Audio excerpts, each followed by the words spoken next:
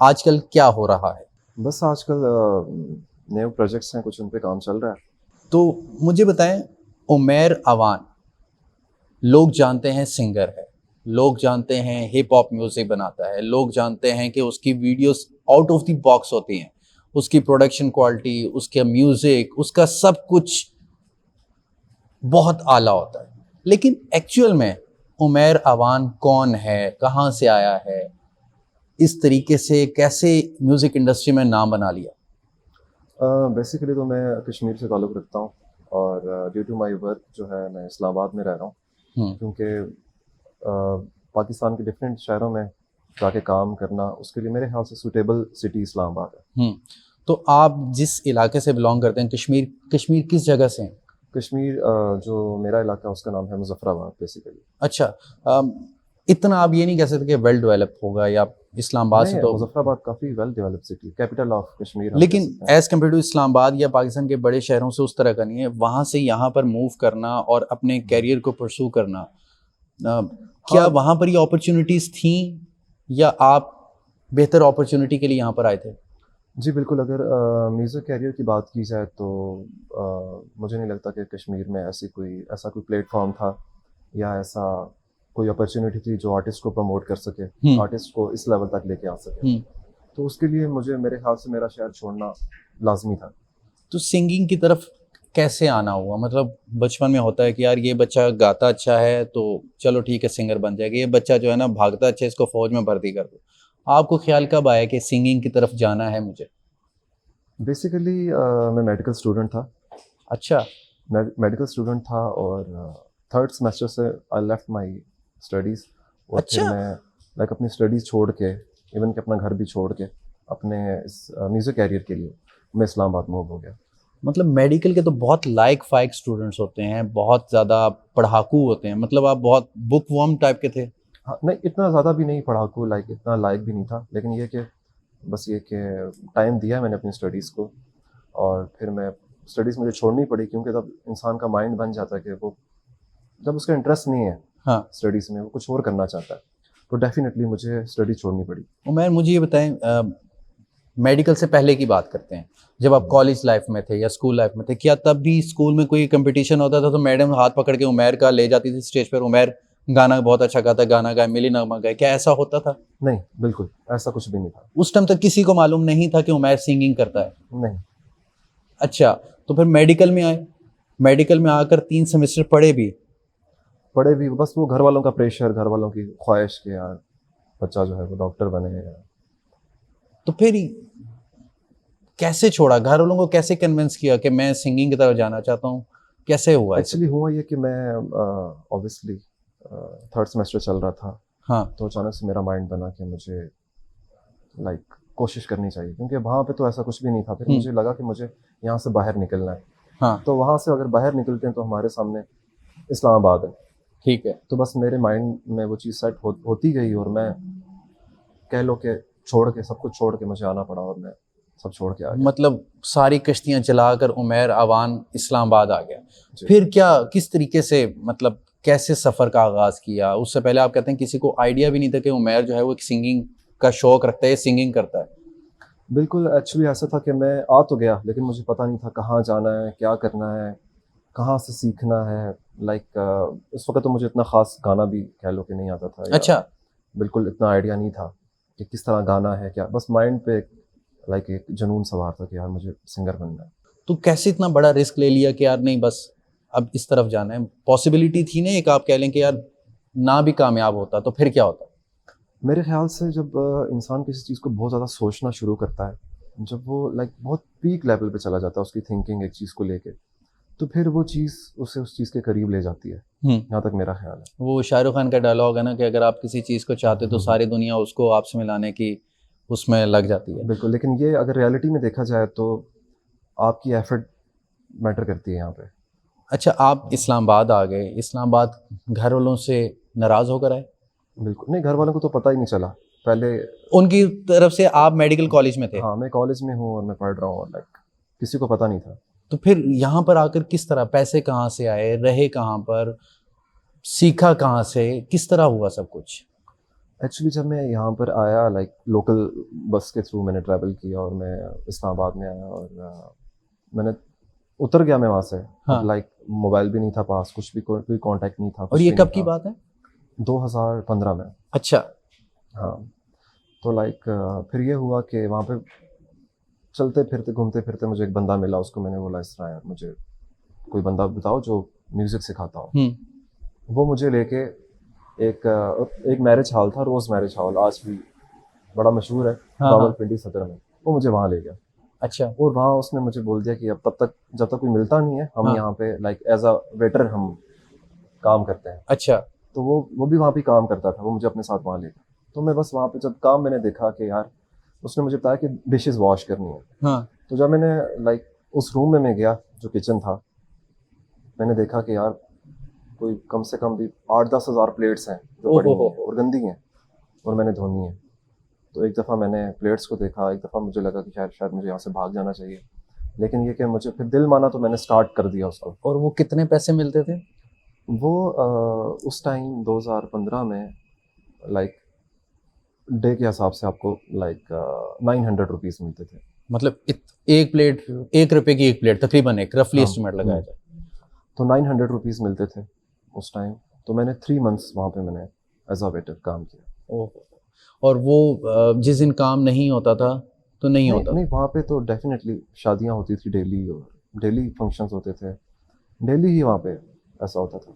तो जब वो डिश वॉशिंग चल रही थी या बर्तन धो रहे थे, तो एक दफ़ा लगा कि यार मैं तो सिंगर बनने आया था, ये मैं किस तरफ चला गया? मतलब मैं पिछली कश्तियाँ जला कर आ गया, सारों से नाराज़गी मोल लेकर आ गया, या घर वालों को मालूम ही नहीं है? बिल्कुल उस वक़्त कंडीशन ऐसी थी कि कह लो कि अब इंसान को एक चीज़ चाहिए, वो उसको हाँ। मिल भी नहीं रही हम्म। और उसके सामने जब एक ही रास्ता होगा तो वही करेगा ना वो। लाइक उसके माइंड में उसके सामने कोई और रास्ता नहीं होगा, कोई वजह नहीं होगी कि वो यार कहीं जाए, कोई कॉन्टैक्ट नहीं होगा, तो इंसान फिर डेफिनेटली तो फिर वही 3 करेगा महीने जहाँ पे वो काम कर रहा है। कहीं और इंसान को फुर्सत ही नहीं मिलेगी जाने 3 की। महीने की स्ट्रगल के बाद फिर क्या हुआ? उसके बाद उमैर को कौन 3 मिला? महीने बाद ऐसा हुआ कि लाइक जिस तरह शादी में गाने बजाने वाले आते हैं इस तरह का। अब ये कि मैं तो प्लेट्स वॉश कर रहा था, हाँ। नीचे कोई गज़ल नाइट फंक्शन चल रहा था। अब अचानक मैं नीचे आया, मैंने देखा कि यार लोग हैं जिनके पास हारमोनियम है, तबला है और वो इस तरह लाइक अब क्लोजिंग कर रहे हैं, यानी कि इवेंट ख़त्म हुआ है और वो उस चीज़ की क्लोजिंग कर रहे हैं। उस बंदे के पास में गया, उसको मैंने बोला कि यार मुझे गाना सीखना है। हाँ। वो बंदा उसने बोला कि हमारी एकेडमी है अच्छा। मरी रोड यहाँ पे, उसने बोला हमारी एकेडमी है, हाँ। तो आप कल वहाँ पे आ जाओ, हाँ। तो मैं आपको जो हमारे उस्ताद हैं उनसे मिलवाता हूँ। फिर? तो मैंने उसको बोला कि हम अभी ही चलते हैं। हाँ। उससे मैंने लाइक मेरे से रहा नहीं, कि मैंने उससे बोला कि हम अभी ही जाएंगे, हाँ। आप मुझे बता दें। उस वक्त ऑब्वियसली 3 महीने गुजर चुके थे और पैसे भी जेब में आ चुके थे, सारी चीज़ें हो चुकी थी। तो वो मुझे लेके एकेडमी चला गया। अच्छा। वहाँ मेरे जो उस्ताद थे जिनसे मैंने बेसिक्स सीखा, उस्ताद शौकत मंजूर, उनकी एकेडमी में मुझे ले गया। हाँ। उन्होंने मुझसे पूछा कहाँ से आए और क्या करते हो, सारी चीज़ें मैंने उन्हें बताई। और फिर वहाँ पे उन्होंने लाइक जो उस्ताद थे उन्होंने अगले नेक्स्ट डे मुझे बुलाया कि आप आ जाओ। हाँ। उनकी एक गंडाबंदी की एक रस्म होती है शागिर्दी की, उसके लिए। अच्छा। तो मैं बड़ा खुश हुआ, मैंने कहा ठीक है, तो बड़ी अच्छी चीज़ है। मुझे लगा कि अब जो चीज़ मैं चाह रहा था मैं उस तक पहुँचने वाला हूँ या उसका आगाज़ होने वाला है। तो नेक्स्ट डे ये हुआ कि मैं काम पे भी नहीं गया, काम छोड़ के मैं सीधा एकेडमी पहुँच गया। हाँ। वहाँ फिर मैंने लाइक उन्होंने मुझे जो रस्म थी उसकी गंदाबंदी की वो हुई। उसके बाद ये कि उन्होंने मेरे से पूछा आप कहाँ रहते हो, मैंने कहा मेरा कोई घर नहीं है, इस तरह की कोई चीज़। तो उससे पहले वैसे सॉरी टू से आपकी बात काट रहा हूँ, बहुत एक इमोशनल स्टोरी आप सुना रहे हैं अपनी, लेकिन जब डिश वॉशिंग का काम करते थे तब रहते कहाँ थे? वहाँ पे उसी शादी हॉल में? जितने भी वर्कर्स थे उसी शादी हॉल में, उनके लिए अच्छा। बेसमेंट में जगह बनी हुई थी, सब हाँ। लोग ज़मीन पे सोते थे। अच्छा। वहाँ पे। अच्छा। तो अच्छा, फिर क्या हुआ? फिर रहने का आपका उन्होंने कोई बंदोबस्त किया जो आपके उस्ताद थे? नहीं, असल में उन्होंने लाइक मेरे पास एक ऑप्शन था कि मैं एकेडमी में ही स्टे कर सकता था। लाइक फिर मैंने एकेडमी में ही स्टे किया। मैंने वो शादी हॉल अलग शादी हॉल छोड़ दिया, लेफ्ट कर दिया। हाँ। क्योंकि मुझे प्रॉपर टाइम सीखने में देना था। हाँ। तब आपको एक ये अपॉर्चुनिटी होगी, चलो अब मैं एक ऐसी जगह पर आ गया जहाँ पर म्यूजिक बनता है, मैं सीख सकता हूँ। तो वो हाँ। कोई आपको पैसे देते थे या वो आपसे नहीं, पैसे चार्ज करते थे? पैसे डेफिनेटली चार्ज करते थे, लेकिन जो मेरे म्यूजिक टीचर थे उनको पता था कि यार इसकी लाइक क्या कंडीशन है। उन्होंने लाइक मेरे से कुछ भी चार्ज नहीं किया। फर्स्ट डे तो मैंने ऑब्वियसली जो शागिर्दी की जो रस्म होती है उसके लिए पे करना पड़ता है। अच्छा, वो वो मैंने कितनी किया। होती है? वो आपकी मर्जी से, आप 10,000 12,000 जो भी। तो आपने कितने दिए थे? लाइक मुझे याद है कि मैंने आई थिंक सो मेरे ख्याल से उस टाइम पे 7-8 हज़ार मैंने। अच्छा मिठाई का एक डब्बा होता है और लाइक इस तरह अच्छा, ये डंडा-बंदी की एक रस्म होती है। एक रस्म है एक कि रस्म है आप किसी की सिखाने की। शागिर्दी में आओगे तो आप हम्म। उसको कुछ ना कुछ दोगे। हाँ। अच्छा नज़र, जो लोग बैठे होते हैं उन्हें भी नज़र देनी पड़ती है, अच्छा, चाहे आप 100 रुपीज़ दे रहे हो, मतलब जितनी 500। आपकी इस्तात है। हाँ। अच्छा, फिर? उसके बाद फिर ये कि मैं एकेडमी में ही रहता था। वहाँ पे एक लड़का होता था, बिलाल उसका नाम था। वो अब तो खैर उसकी डेथ हो गई, आरजे बिलाल उसका नाम। वो 2 टाइम्स डेली घर से खाना बना के मेरे लिए ले आता था। अच्छा, और लाइक तो फिर ये कि ऐसे ही चलता रहा सब। तो आपको मेरे ख्याल लगता से है कि 15-16 महीने गुजर गए मुझे वहाँ पे उसी एकेडमी में। आपको लगता है कि आपको अच्छे लोगों की सोबत मिली यहाँ पर आने के बाद, कि सही लोगों के हाथ आए?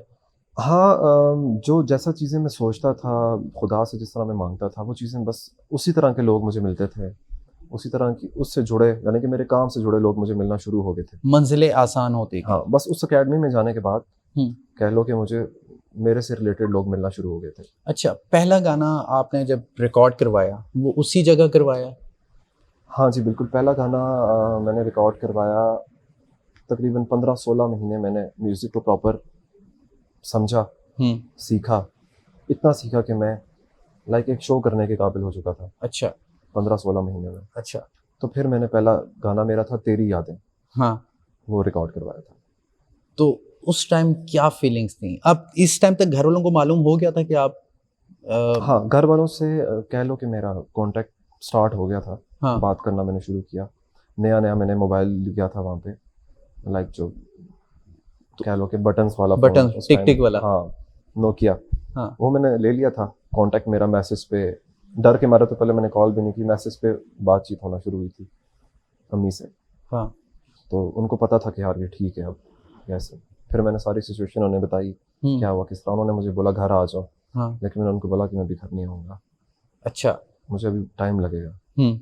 जिस चीज़ पे मैं काम कर रहा हूँ, जो चीज़ मैं कर रहा हूँ, उस चीज़ को मुझे बनाने में खुद को टाइम लगेगा।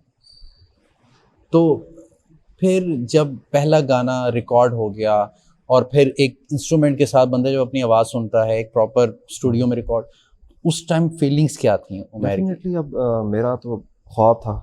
हम्म। और जब पहली दफ़ा गाना रिकॉर्ड हुआ और पहली दफ़ा फिर उसका वीडियो शूट हुआ, मेरे काफ़ी अच्छे भाई हैं, दोस्त हैं, मुदस्सिर वदूद, मुदस्सिर उन्होंने मेरा वदूद। गाना सुना। उन्होंने मुझे कहा कि इस गाने का वीडियो मैं करूँगा।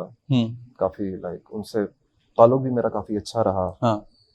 लाइक जब उनसे मैं पहली दफ़ा मिला, भाइयों की तरह उन्होंने मुझे ट्रीट किया, काफ़ी सपोर्ट किया। उन्होंने like without any cost, without anything उन्होंने मेरा वो गाना शूट और किया। मुदस्सिर वदूद को एक मैं ये क्रेडिट देना ये चाहता हूँ, मैं उनको बहुत अरसे से जानता हूँ, शायद इससे भी पहले के। उन्होंने बहुत टैलेंट को सपोर्ट किया और उनकी वीडियोस जो थी मेरे ख्याल में पाकिस्तान म्यूज़िक इंडस्ट्री में उस time top of the line videos होती थी। जो कॉन्सेप्ट यूज़ होते थे, जो एडिटिंग स्किल्स यूज़ होती थी, जो कैमरा वर्क होता था, वो मेरे ख्याल में सबसे बेहतर उस टाइम इस्लामाबाद के अंदर सबसे अच्छा उनका था। बेशक। तो फिर उनके साथ हुआ, फिर उसकी वीडियो बनी। हाँ, तेरी यादें उन्होंने मेरा जो गाना उसका शूट किया था, जो कि म्यूज़िक प्रोड्यूस किया था मेरा एक बड़ा अच्छा दोस्त है अली रज़ा, मिस्टर AR के नाम से। उसने उसका म्यूज़िक प्रोड्यूस किया और फिर उसका शूट लाइक डेट डिसाइड हुई। हाँ। चीज़ें करते करते फिर आस्ता आस्ता सोशल मीडिया अकाउंट्स बनना स्टार्ट हुए, मेरे काफ़ी फेक अकाउंट्स बनना शुरू हुए।